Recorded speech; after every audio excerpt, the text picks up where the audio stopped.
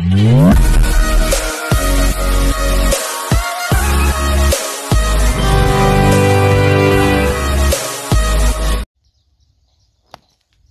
To worth yards అండి. మనం ఇప్పుడు చూస్తున్నటువంటి సైటు ఇది 30 గుంటల సైట్ అండి. ఇది స్క్వేర్ బిట్ అండి.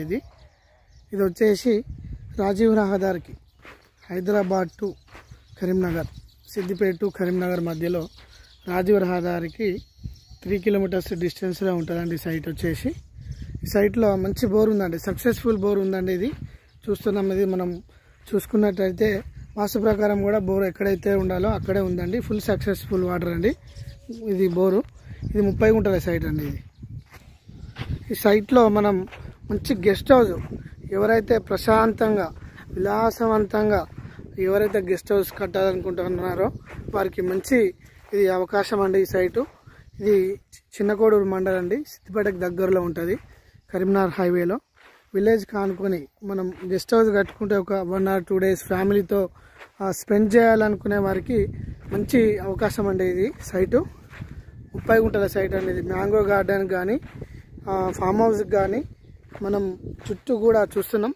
ఇది ఫ్రీ కాస్టింగ్ వేసి కూడా రెడీ ఉందండి సైట్. ఇది 50 lakhs చెప్తున్నారు. నెగోషియబుల్గా తగ్గే అవకాశం ఉంది, తగ్గిస్తారు కూడా.